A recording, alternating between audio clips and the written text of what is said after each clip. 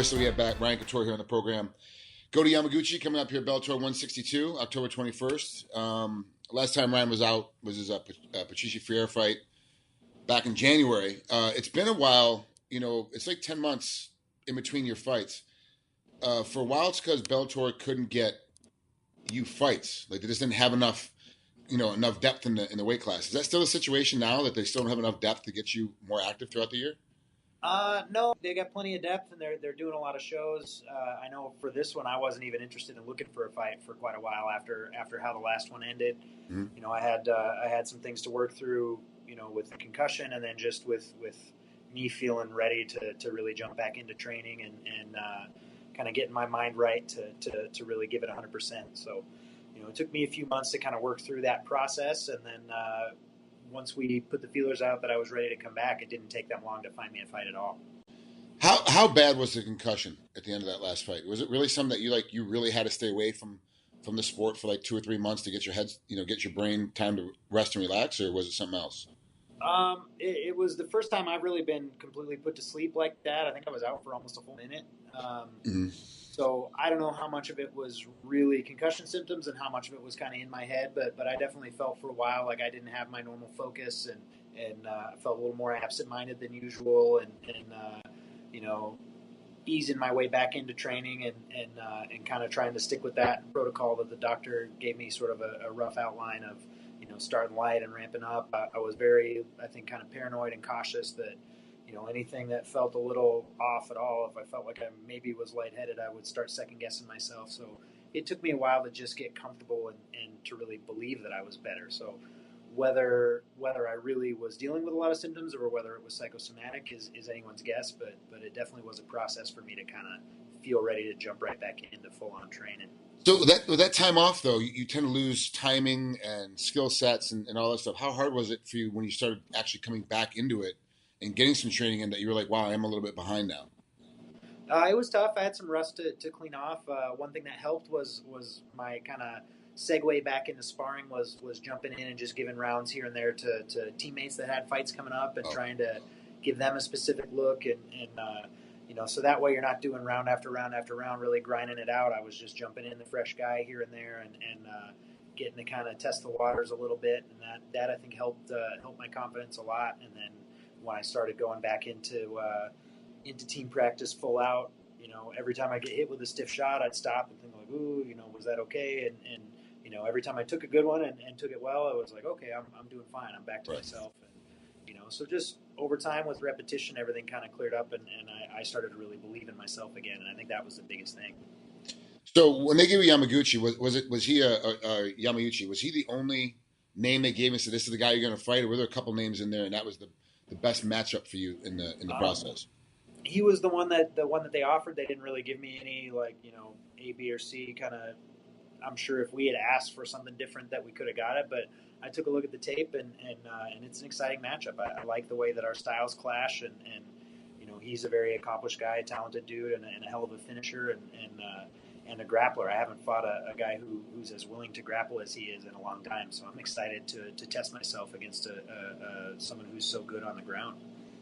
So what was it like going through his tapes, when you first saw him? Like, immediately you looked like his first fight, you're like, wow, this is like, I'm really, really want this guy, and then called immediately? Or was it like a 2 or 3 day process of you going, okay, let me watch another one of his fights and kind of get through 3 or 4 of them first before you made a decision? I looked at everything I could find right away, and I was interested and thought it was an intriguing matchup, and I'm just really kind of methodical and meticulous, probably to a fault, and wanted to make sure every one of my coaches got a look at him too and to get everybody's opinion. But we all saw the matchup pretty much the same way, that it's a very tough fight, but also a good test for me and a winnable fight. So we all felt good about accepting the matchup and just jumped right into training after that. For the folks at home, Yamauchi's 19-3 with 1 KO, 3 decisions, and 15 submissions. So when Ryan says he's a finisher, he finds a way of getting guys to tap out. So this is going to be one hell of a grappling match, especially with Ryan at 10-4. And I really do think this is going to be a great matchup. I do like this. When I first saw it, was well after you had already accepted the fight. So, but I looked at it, I was like, wow, this is going to be a great matchup because of the way that you do like to grapple and want somebody to kind of test your grappling game in a live event. It hasn't really happened for a while, like you said earlier. Does that give you? Does that make you make you a little bit more? Because you said for a while you were kind of gun shy, getting hit, but this guy's more of a grappler, so there won't be that much of a striking situation going into this one. Did that help into the factor too in the process of like, oh yeah, I can really get back behind this and really get into this and get back into sparring full time, because I know going into this fight it's not gonna be a stand up slug out fast if I fought somebody else. Like with this guy, it's gonna be more of a tight inside push and press until we get to the ground and become a grappling match.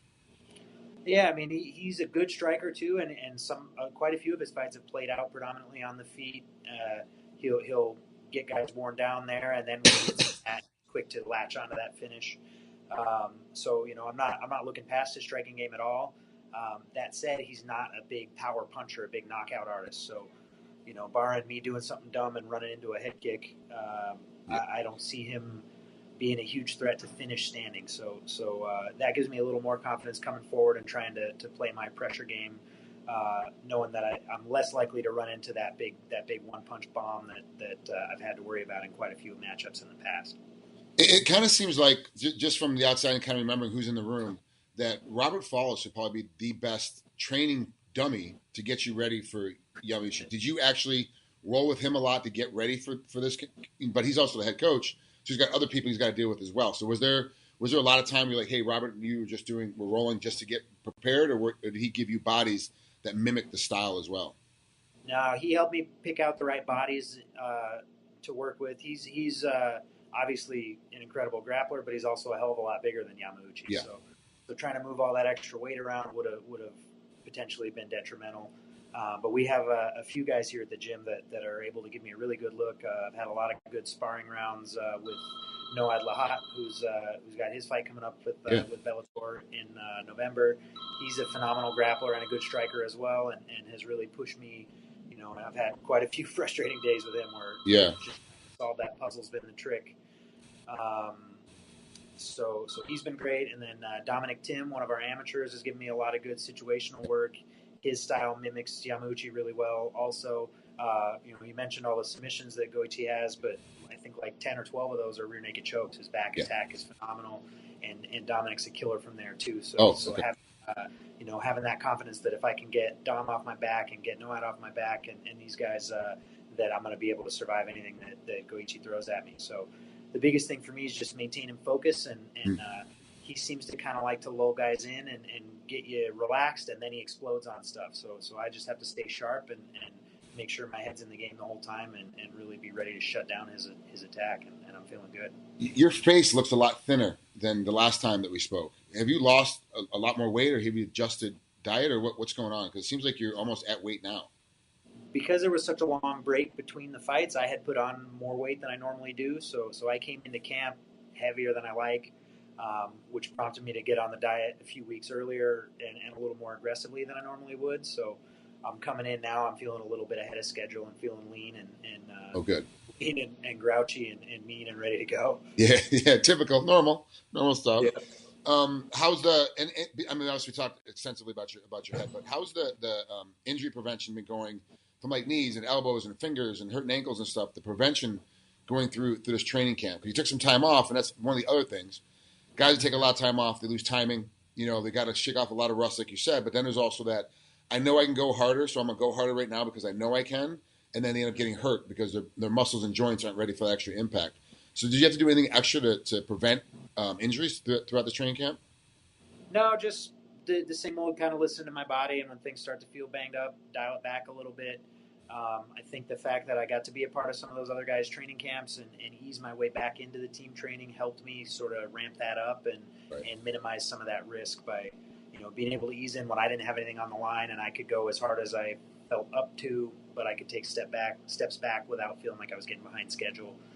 So by the time we agreed to the fight, I was pretty consistently being in team practice, 4 times a week, and getting after it pretty good, even headed into that. So then it was just a matter of dialing in and making myself the focus and sharpening things up. Nice. Ryan, good luck, man. It's been great to talk to you. I kept waiting and searching and watching and waiting for you to get your next fight announced. And so I was like, it frustrates me sometimes. I know you want to go more than once or twice a year. And I was really interested to find out, like, why was it taking so long? But smart, too, on your part. If roles were reversed, I would have jumped right back into it like February, March. I'm like trying to fight again with a headache, with a migraine, going through training camp, trying to get into it, and then ends up shortening your career. So smart move on your part. Obviously, Dad is still a big part of the training camp. Dad is one of your main coaches, so obviously his opinion counts. With his travel schedule, he's been on the road quite a bit. Have you relied on him as much as you have in the past, or is it more towards Robert? He kind of helped at the beginning of camp. He was in town that first couple weeks as we were nailing down the matchup and kind of getting the ball rolling, planning out the schedule for training. So he kind of gave me a good roadmap and got me started. And then now that he's back in town, I'm hoping we'll get to finish up this last hard week and get his input, and he can see how we've progressed through the camp and kind of get his finishing touch on it. And that way we're all on the same page heading out to Memphis. And of course, he's going to be in your corner for this fight as well, right? Yep, absolutely. Didn't expect anything less. All right, well, Ryan, thanks so much, man. I know you're at the office today. Are you working today, or are you off? I mean, he's obviously, for folks at home, he's at Extreme Couture Gym. He runs the front desk. That's like basically his full-time job on top of training is getting new members to come through. Are you working today, or is today a day off for you? No, I came in and got a pad session in, a little sweat going, and then we had a Goiti seminar today that I hung out and caught the tail end of, got a few drills in, and actually got my purple belt today, so that was exciting. Congratulations. But yeah, just wanted to be here for the team and be a part of the Goiti seminar. It's the first one we've done. We got a great turnout, so I was really excited to get to be here for it. And then added bonus, I wasn't expecting to get promoted yet, but that was exciting for me too. Good for you. Congrats, man. That's awesome. I know you've been working hard for it, so that's really cool. All right, man. Have a great rest of your training camp. Have fun in Memphis, man. It's a great town, great state. Man, you're going to have a lot of fun out there, and we'll talk again real soon. But be careful with the rest of your training camp. Stay safe, and let's get that victory coming out here on the other side. Sounds great. Thanks, Frank. Talk to you soon, brother.